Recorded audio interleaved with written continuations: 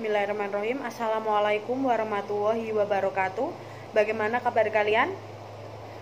Iya, sebelumnya jika ibu bertanya kepada kalian bagaimana kabar kalian, kalian bisa menjawab Alhamdulillah, luar biasa, Allahu Akbar. Ya baik, coba ibu bertanya sekali lagi kepada kalian ya. Bagaimana kabar kalian? Alhamdulillah, luar biasa, Allahu Akbar. Baik, terima kasih. Di era pandemi seperti ini, ibu akan selalu mengingatkan kalian untuk tetap menjaga kesehatan dan patuhi protokol kesehatan, baik berupa memakai masker jika berpergian, selalu mencuci tangan, berjaga jarak dengan orang lain, dan selalu makan makanan yang bergizi. Sebelum pembelajaran kita mulai, alangkah baiknya kita membaca basmalah terlebih dahulu.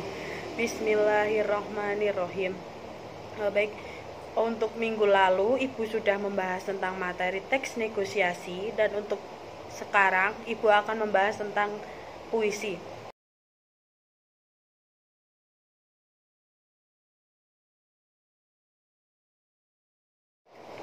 Baik, kali ini ibu akan membacakan satu buah puisi, tetapi ibu tidak akan menyebutkan itu pengarangnya siapa dan berjudul apa. Kalian bisa menyimak dan mendengarkannya dengan baik ya. Kalau sampai waktuku, ku mau tak seorang kan merayu. Tidak juga kau, tak perlu seduh sedan itu. Aku ini binatang jalang, dari kumpulannya terbuang. Biar peluru menembus kulitku, aku tetap meradang menerjang. Luka dan bisa aku bawa berlari hingga hilang pedih perih. Dan aku akan lebih tidak peduli. Aku mau hidup 1000 tahun lagi. Maret 1943. Baik, dari puisi yang sudah ibu bacakan tadi, apakah ada yang tahu itu karya siapa dan berjudul apa?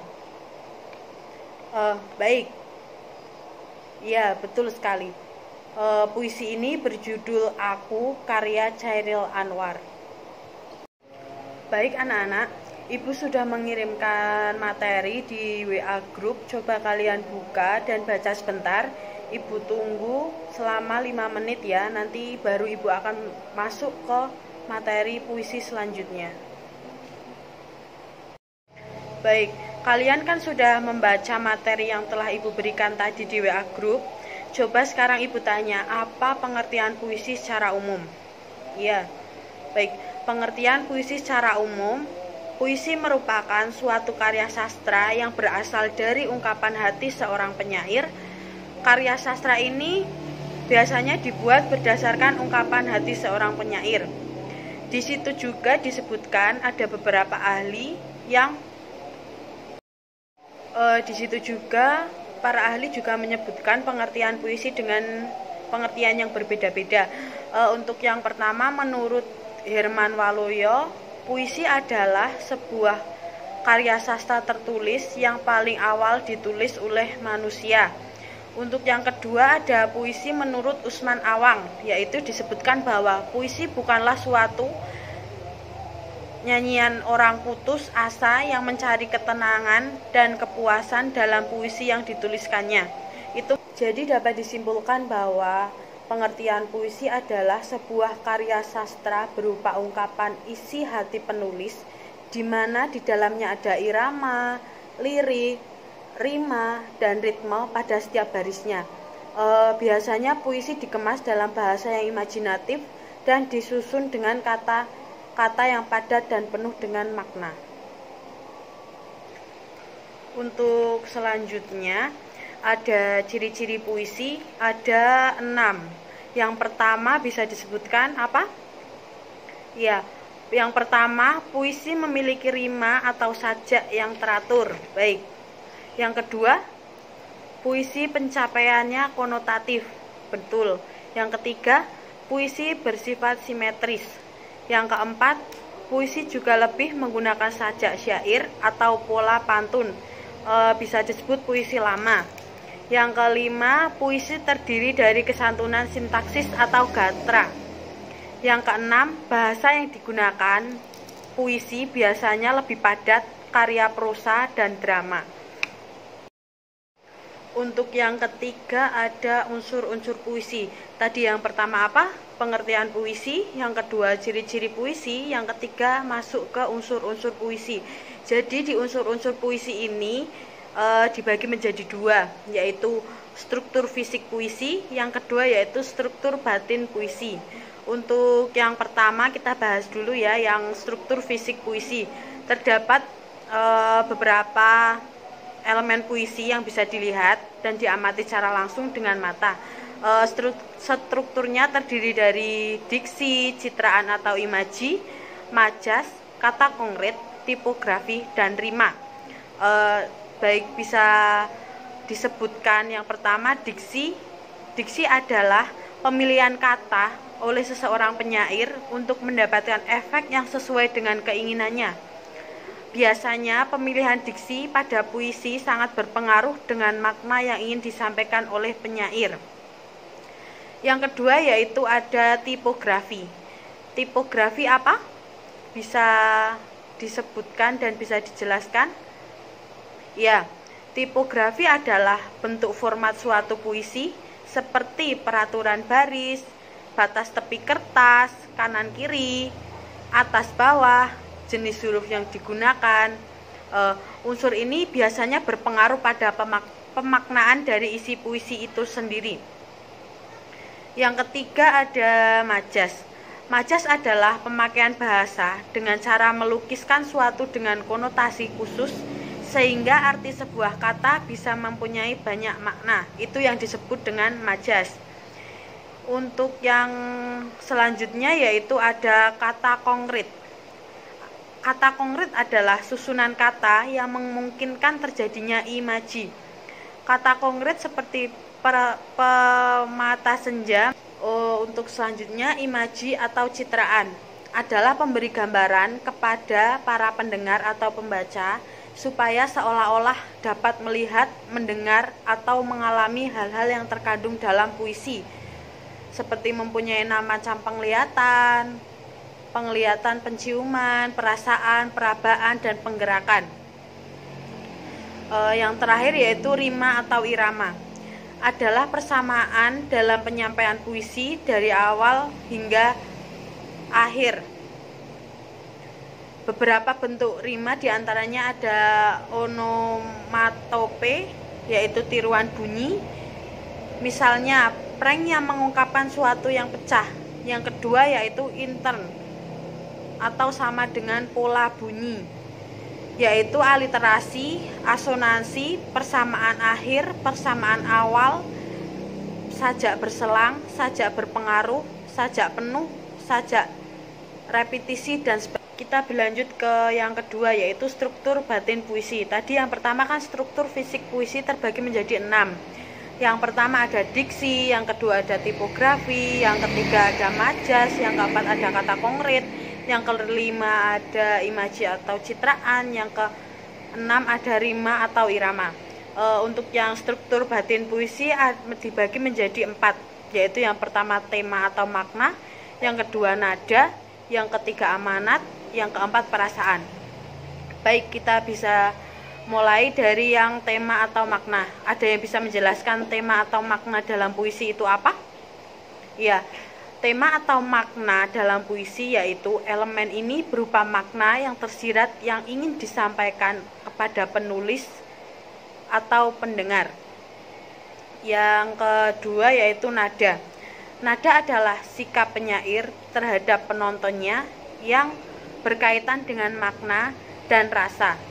Dari nada yang terdengar, penonton dapat menyimpulkan sikap penulis sedang mendikte, menggurui. Baik, sekarang kita masuk ke yang keempat, yaitu ada jenis-jenis puisi. Jenis-jenis puisi itu dibagi lagi menjadi 3 jenis. Yang pertama puisi lama, yang kedua puisi baru, yang ketiga puisi kontemporer. Baik, kita akan bahas satu persatu mulai dari yang puisi lama. Yang pertama yaitu ada pantun. mantra, karmina, seloka, gurindam, dan syair. Baik, bisa dijelaskan mulai dari yang pantun. Pantun adalah puisi yang terdiri dari 4 larik dan rima akhir bersajak AB. Pantun dapat dibedakan berdasarkan jenisnya, seperti pantun lucu, pantun anak, dan sebagainya ya. Untuk yang selanjutnya yaitu ada mantra. Mantra itu sebuah ucapan yang tidak dapat menerima kekuatan sihir. Biasanya dipakai dalam acara tertentu. Contoh mantra yang dirapat untuk menolak turunnya hujan dan sebagainya. Yang selanjutnya yaitu ada karmina. Karmina merupakan salah satu prosa di mana bentuknya lebih pendek dari pantun. Selanjutnya ada seloka, merupakan pantun berkait yang berasal dari Melayu klasik yang berisi tentang pepatah. Selanjutnya gurindam, yaitu puisi yang terdiri dari 2 bait, yang mana tiap baitnya terdiri dari baris kalimat dengan rima yang sama. Biasanya di dalam gurindam itu terkandung nasihat dan amanat. Yang selanjutnya syair. Syair merupakan puisi yang tersusun atas 4 baris dengan bunyi akhiran yang serupa. Syair itu biasanya menceritakan sebuah kisah dan di dalamnya itu terkandung amanat yang ingin menyampaikan atau ingin disampaikan kepada si penyair. Yang terakhir yaitu ada talibun, yaitu pantun yang lebih dari 4 baris dan memiliki rima ABC. Yang selanjutnya dari puisi lama kita menuju ke puisi baru. Puisi baru itu dibagi menjadi 15 jenis puisi baru. Yang pertama ada balada, yang kedua ada himne, yang ketiga ada ode. Untuk yang selanjutnya nanti kalian bisa baca sendiri di materi yang ibu kirim di WA group tadi. Untuk yang pertama, balada merupakan sebuah sajak sederhana yang mengisahkan tentang cerita rakyat. Biasanya cerita rakyat yang dikisahkan itu yang mengharukan, terkadang disajikan juga dalam bentuk dialog atau dalam bentuk nyanyian, seperti itu. Yang kedua ada himne atau gita puja. Himne atau gita puja merupakan sejenis nyanyian pujaan yang ditunjukkan oleh Tuhan atau dewa atau sesuatu yang sesuatu itu dianggap penting oleh masyarakat dan dianggap sakral. Yang selanjutnya ada ode. Ode merupakan puisi lirik yang berisikan sanjungan kepada orang yang berjasa dengan nada agung dan temanya tema serius. Yang terakhir ada puisi kontemporer. Puisi kontemporer ini jenis puisi yang berusaha keluar dari ikatan konvensional. Puisi kontemporer itu selalu berusaha menyesuaikan diri dengan perkembangan zaman dan tidak lagi mementingkan irama, bahasa dan sebagainya. Jadi kita tadi sudah membahas tentang yang pertama yaitu pengertian puisi, yang kedua ada ciri-ciri puisi, yang ketiga ada unsur puisi yang dibagi menjadi 2. Yang pertama struktur fisik puisi, yang kedua struktur batin puisi. Yang keempat kita membahas jenis-jenis puisi. Ada puisi lama, puisi baru, dan puisi konkret. Baik anak-anak, tadi kan Ibu sudah membacakan puisi karya Chairil Anwar yang berjudul Aku. Di dalam puisi karya Chairil Anwar yang berjudul Aku itu terdapat struktur fisik, yaitu ada diksi, majas, citraan, dan sebagainya. Tetapi di dalam unsur fisik yang puisi yang berjudul Aku, di situ menyebutkan adanya diksi atau pemilihan kata. Diksi atau pemilihan kata itu untuk ketetapan pemilihan kata yang seringkali penyair menggantikan kata yang digunakan berkali-kali. Yang dirasa belum tepat itu dapat diubah kata-katanya. Seperti pada puisi yang berjudul Aku pada baris kedua pada bait pertama, Ku mau tak seseorang kan merayu. Itu merupakan pengganti dari kata ku tahu. Yang selanjutnya itu kalau sampai waktuku dapat berarti, kalau aku mati tak perlu seduh sedan dapat berarti tidak ada guna. Juga majas pada puisi yang berjudul Aku. Majas pada puisi karya Chairil Anwar itu menggunakan majas hiperbola pada kalimat aku tetap meradang menerjang, itu majas hiperbola. Dan juga terdapat majas metafora pada kalimat aku ini binatang jalang. Di sini juga terdapat pencitraan atau pengimajian pada puisi Aku karya Chairil Anwar. Pengimajiannya yaitu ku mau tak seorang kan merayu. Di situ terdapat imaji pendengaran.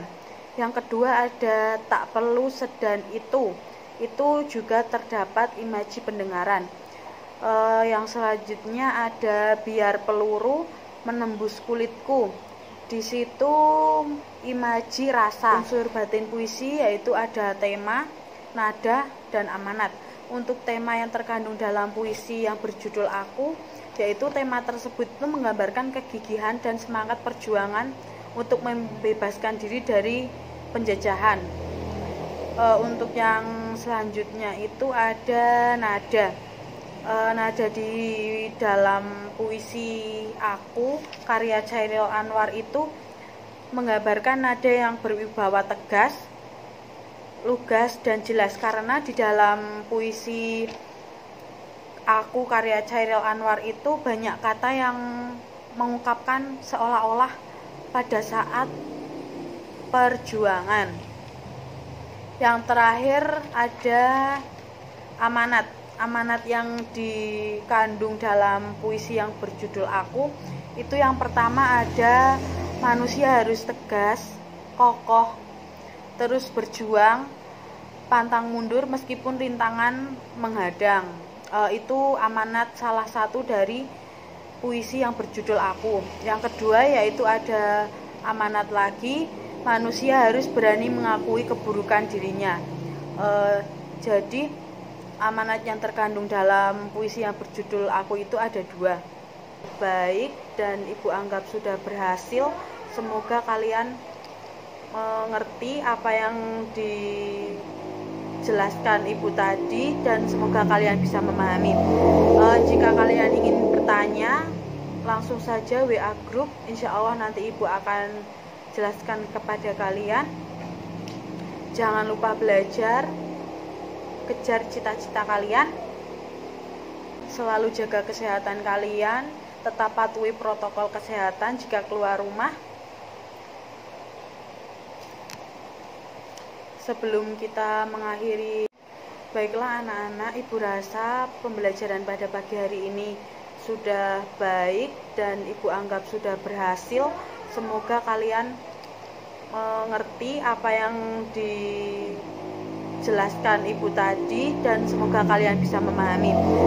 Jika kalian ingin bertanya, langsung saja WA grup. Insya Allah nanti Ibu akan jelaskan kepada kalian. Jangan lupa belajar, kejar cita-cita kalian, selalu jaga kesehatan kalian, tetap patuhi protokol kesehatan jika keluar rumah. Sebelum kita mengakhiri pembelajaran pada pagi hari ini, sebaiknya kita membaca hamdalah bersama-sama. Alhamdulillahirabbil alamin. Terima kasih. Jika ada salah kata, Ibu minta maaf. Wabillahi taufiq wal hidayah. Wassalamualaikum warahmatullahi wabarakatuh.